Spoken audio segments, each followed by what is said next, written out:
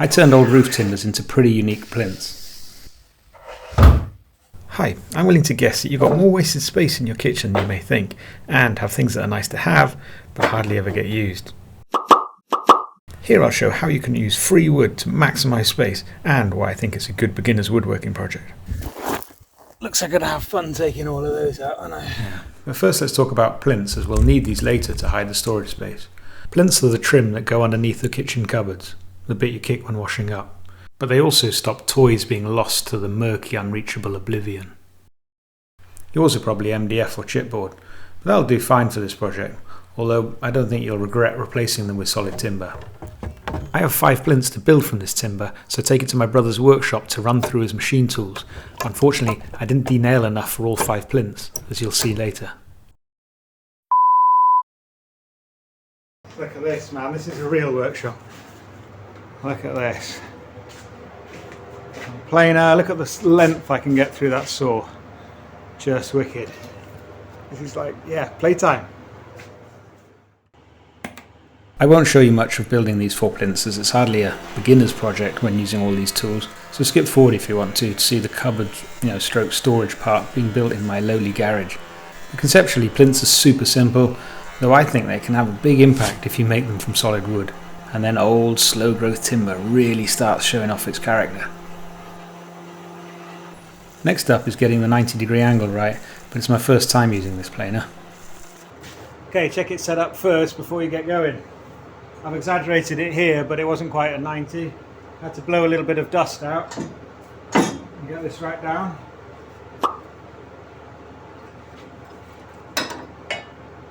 Now it's at 90. Wow. Now it's locked in place. That's better. Unfortunately, I spot that early on and correct that edge before doing all the other roof timbers. Then on to another satisfying part, thicknessing. A machine doing all that work that 100 years ago required attentive skill and patience.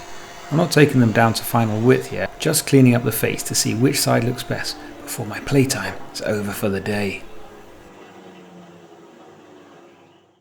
Okay, it's first thing in the morning. It's up early because it's Easter Sunday. I'm actually still got my pyjamas on underneath my clothes.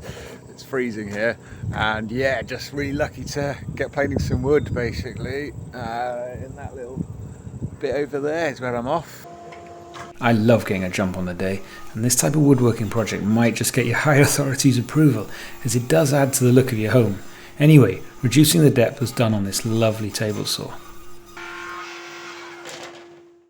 Then I cleaned up the planks with the thicknesser, like an addict waiting for the hit. It comes out looking gorgeous. Even better when the wood is free. Then I cut down the faces to size and match up bits that I'll glue together later. I've missed breakfast, but I've managed to get all of the pieces. It's pretty nuts, isn't it? All of it's just reduced down to that basically. So load up and get this place cleared up.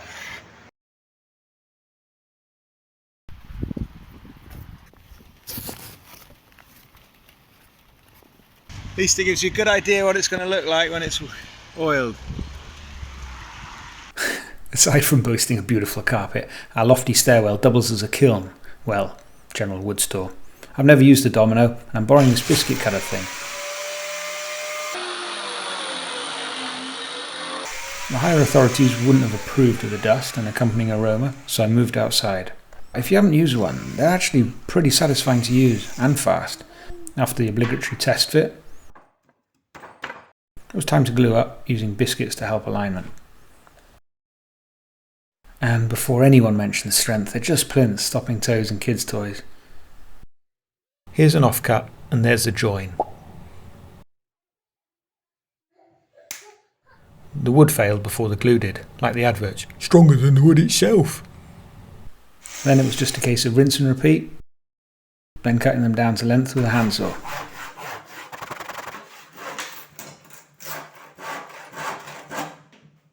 For sanding, I just patiently used 80 grit, then 120 grit, and that worked just fine. To protect them, I use a floor primer called Bona Natural. There's a link above for more info about it. This stops the subsequent matte polyurethane changing the wood tone. When you walk in our kitchen now, they look unfinished, a look I really like. But actually they've got the tough finish of Fiddy's clear glaze. Time for fitting now, but there are none of those leg clippy things needed, as they fit so snug that they stay in place just fine, even when used as a 7-year-old's football goal. With these 4 plinths done, it was nearly time to build the one with under-unit storage, but first I had to actually assemble the whole unit to house our fridge freezer. Yeah, I make a fair amount of the kitchen parts myself to have a custom fit, so hopefully a future video will show all the DIY tricks and cost savings along the way. Spraying was satisfying to learn. A fair bit of work summarised there in a few seconds, but building these cupboard panels left me with MDF offcuts, which I used to make 2 incredibly simple drawers. Whoa, I haven't introduced you to my workshop yet. In stark contrast to my brother's, it needs a tidy up. It also rains on the inside, and wood supports broken lintels. And it randomly showers me with broken concrete from time to time, just to make me appreciate being alive. Sorry, back to the drawers. First I cut the drawer bases using a stop on the fence to make a 44 by 44 cm square. Then I take the sides down to 12 cm. Again using the stop set at 44 cm, these sides are then cut to length. Using 2 offcuts against the stop means I don't have to mark anything out, and I can cut the drawer ends down to 40.4 cm. Then I glue them up with PVA glue and a picture framing jig, meaning no dowels, biscuits, rebates or anything are needed for alignment. This basically just shows the glue up, and this is my late father's jig. String coming through, twist that to get a load of tension in, put something heavy on top, and the Welsh lady's hat.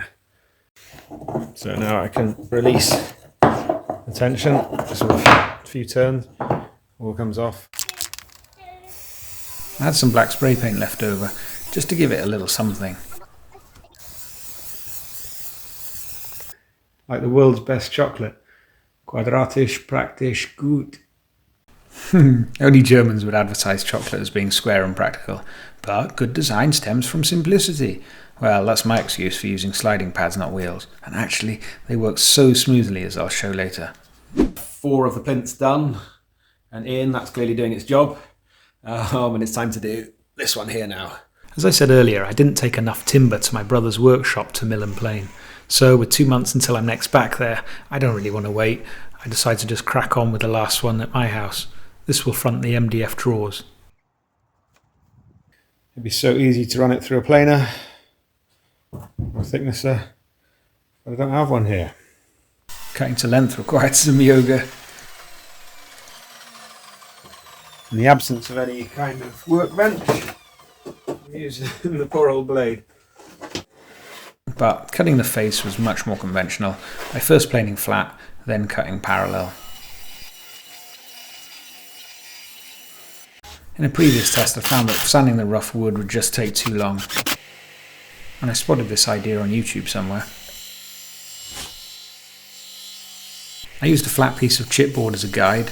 Well, actually it was the plinths that came with our second-hand kitchen. Anyway, I used the table saw to do the air quotes planing. By the way, I find this works much better with a thicker curved blade.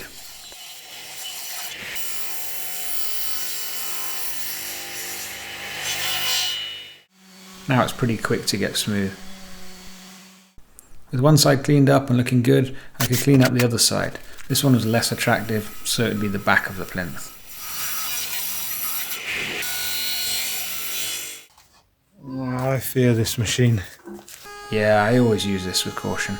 But I'm routing in some handles here for opening the cupboard. To avoid tear out on this end here, I'm going to flip it over when I come to do this side. So I'll start off here, and then I'll come back in from here. Without a workbench yet, the table saw doubles as a vise for putting a round over on the handles. But as a daft idiot, I forgot to press record.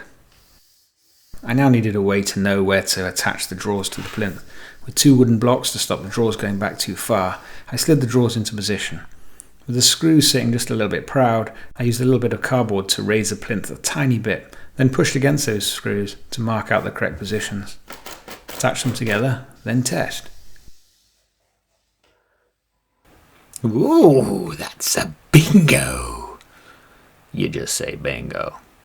Well, not quite. I added 2 guide shims that centre the plinth perfectly, and then they glided in like a glidey thing full of stuff I'll never see again for a year.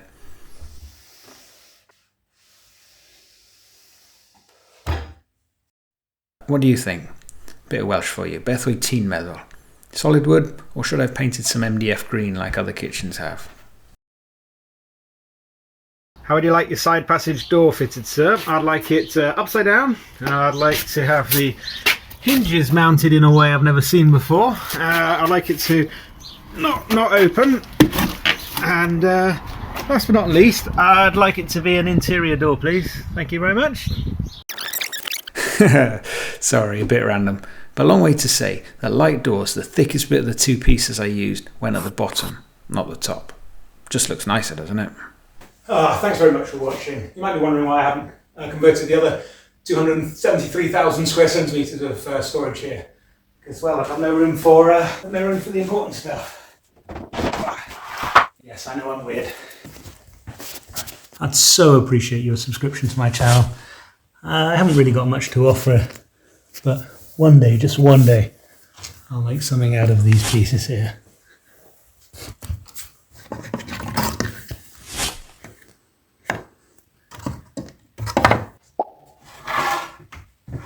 You never know when an old front door might come in handy. Doing tough.